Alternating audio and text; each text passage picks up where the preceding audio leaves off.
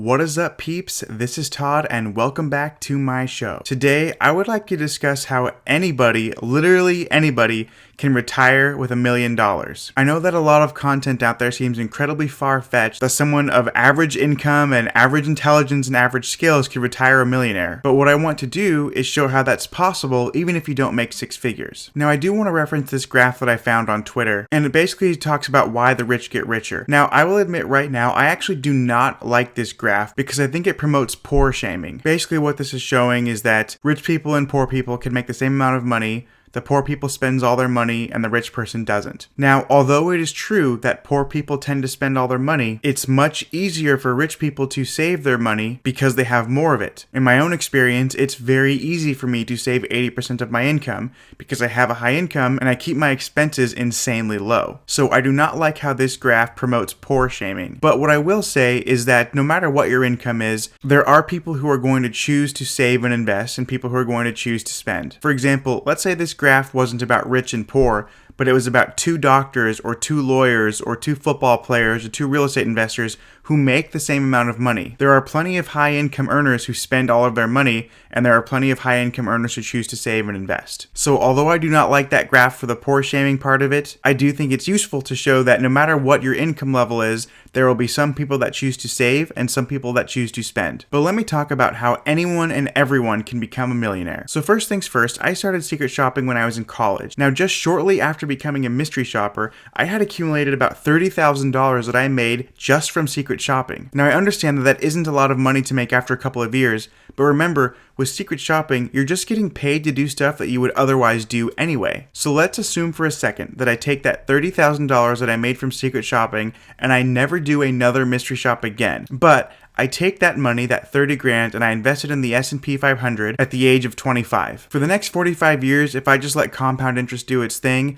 assuming an 8% annual return, I will have $957,000 in the bank. Just because I was a mystery shopper for a couple of years, I made $30,000 from that, and I invested every cent of it into the S&P 500. By the time I go to retire, I'll have close to $1 million just from that one thing. Now that's of course if I quit secret shopping, but many of you guys saw that I made a video about what I spend in a week as a millionaire living in Seattle, and I talked about how I can actually spend no money. The way I do that is from secret shopping, and not only did I not spend any money, I actually made a profit of $203 that week because I'm a secret shopper and I take advantage of focus groups and market research companies. So what if instead of just secret shopping for a few years and then quitting, you pretty much just emulate what I do and you make $203 per week in profit from secret shopping? Of course, that will get you over $10,000 per year. So what if you just took that $10,000 per year that you make from secret shopping and you invest it into the same S&P 500? That is a much different story because you will go to retire with an extra $4.4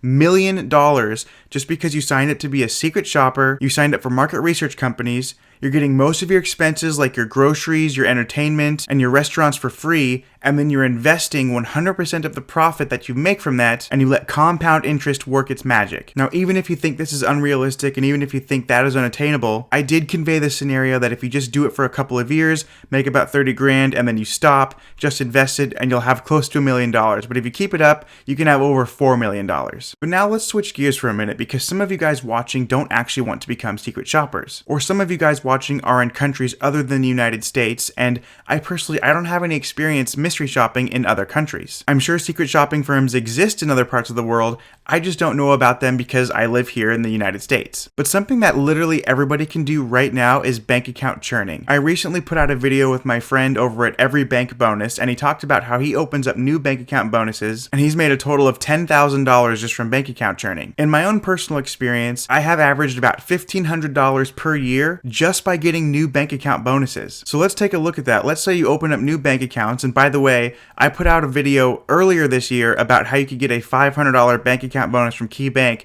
just by depositing $500, which by the way is a 100% return on your money, so this definitely is possible. But let's say you emulate exactly what I'm doing and you make about $1,500 per year just by opening up new bank accounts. If you do that consistently, year in and year out, and you take those new bank bonuses and you invest it into the S&P 500, you'll retire with an extra $626,000. I mean, this is pretty crazy because you're just getting new bank account bonuses, you're making about $1,500 a year just by opening new accounts, and you're taking all of that and you're investing it into the S&P 500, which of course over the last 75 years has gotten an average annual return of about 11%. And we're being a little bit conservative and assuming you're only going to get 8% on average. Another thing that you guys can take advantage is cash from new credit card bonuses and also mileage points. So in addition to bank account churning, I try to credit card churn every single year as well. With credit card churning, there's usually a bonus if you open up a new card and you spend a certain amount of money in the first 90 days. Now, of course, do not go out of your way to spend any money that you wouldn't otherwise spend. The way I credit card churn is if I know I have expenses coming up, I take advantage of opening up a new credit card and I get that new bonus. Or even if I don't have any crazy expenses coming up, I just put my groceries or bills on it, but I don't go out of my way to spend any money that I wouldn't normally be spending. It is very reasonable to assume that you can make $500 per year just from credit card churning. And again, if we take that $500 per year and you start when you are 20 years old and you just keep doing that every year for the next 45 years, investing all of it, by the time you go to retire, you'll have an extra $200,000. Now, many of you know I am also a big fan of cashback apps like Ibotta and Dosh. I have made over $500 on Ibotta, and I'm also a really big fan of a platform called Ask Trim. Ask Trim negotiates my bills for me. Every single month, I have an artificial intelligence bot from Ask Trim, and they go negotiate down my Comcast bills and my phone bills. Over the past few years, they have literally saved me thousands of dollars. They give you updates of when they save you money, and then they keep 25% of the savings. So if they save you $100, they keep $25 and you save $75. But again, I think it's well worth it to pay that service fee for two reasons. Number one, it doesn't take any of your time, so all of the savings that you're making is essentially passive income because it's more money in your pocket that you did not have to work for. Number two, their service fee, it is a professional service, so you can actually write it off for tax purposes. But so let's say with Ask Trim, with Ibotta, with Dosh, with cashback apps, let's assume for a moment that you can make about $100 per year, which I think is incredibly conservative. But if you make $100 per year, every year from age 25 until you retire, and you take that $100 per year from those cashback apps, you invest it in the S&P 500, you will retire with an extra $41,000. That's not bad for just investing what you've made from cashback apps. Now, recently, I also made a video about an HSA account. I talked about how an individual can contribute over $3,500 per year to an HSA. And of course, you can contribute much more than that if you're married. But let's assume for a second you're just going to do it for an individual. Again, if you start that when you're 20, just putting in $3,550 per year into an HSA, by the time you are 65, you will have just under $1.5 million in that HSA account,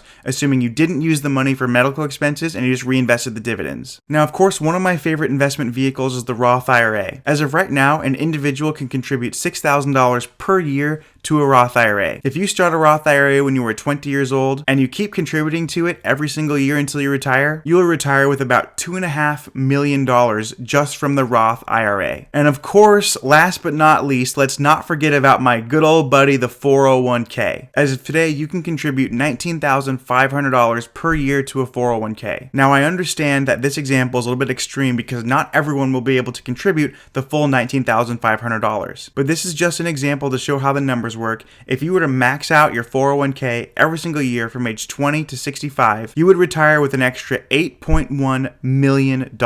Now look, it's not lost on me that not everybody is going to be able to max out every single retirement account. I know that each circumstance is different. But remember, the first example that I gave was secret shop for a couple of years, take all of that money, invest it, just sit on it and wait, and it's about $1 million.